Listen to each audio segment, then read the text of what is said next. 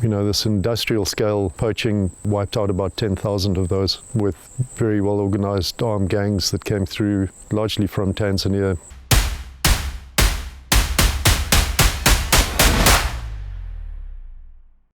When we first arrived, we put in our initial safari camp in the east of the block, which was simply strategic because that part of the block dries out earlier and was most accessible. We obviously used a couple of safaris to explore the area to see if it was properly viable. And then we moved successively west. We put a second camp in the second year, and at the end of the second year we put in a third camp. It took us 2 seasons just to cut a road the full length of the block. Give you some indication of the scale. If we leave our eastern camp and drive all day along the river, we normally stop in the evening, sort of 5 o'clock in the evening, rest. There's one particular riverbed we normally sleep in. Leave early the next morning, 6 o'clock again, and you only get to our last camp at sort of 10 o'clock the next morning. So it took us 2 seasons to actually cut a road to the far end of the block. We then formed road networks at each of the camps that we put in and immediately set up a small anti-poaching unit.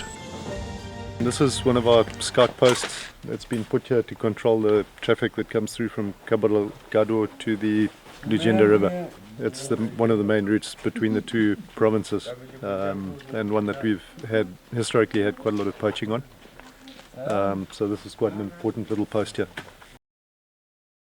The challenges were relatively simple in the early days. It was, snaring for bushmeat. We cleaned that up very, very quickly.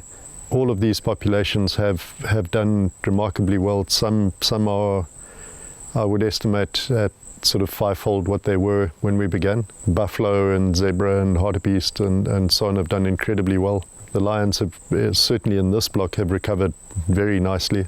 Niassa is now considered one of the 6 most important conservation systems for wild lions in Africa. That certainly wasn't the case at the beginning, so they have recovered from the early numbers. We have an amazing population of leopards and a few endemic species: Niassa wildebeest, Johnson's impala. We have crochet zebra, kudu and bushbuck, reedbuck, Roosevelt sable.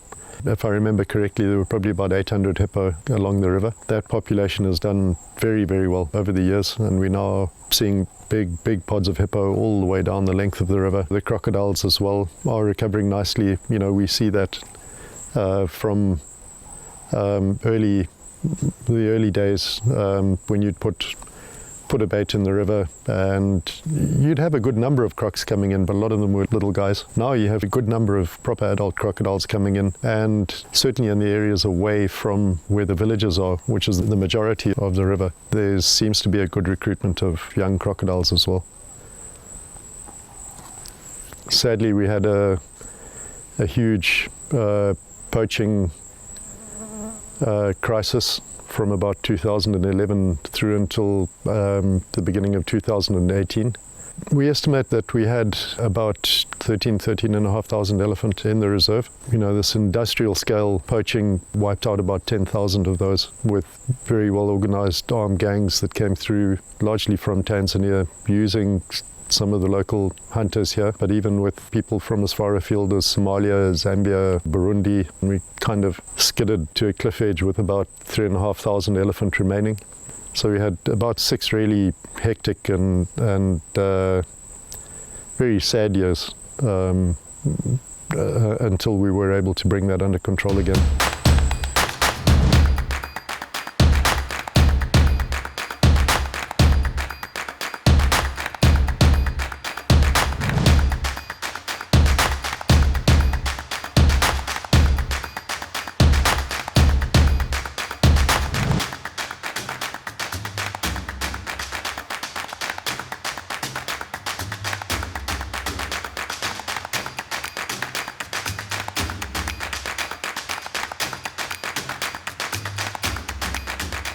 I'm happy to say they're now recovering well. We haven't lost any elephant, touch wood, for the last 6 years.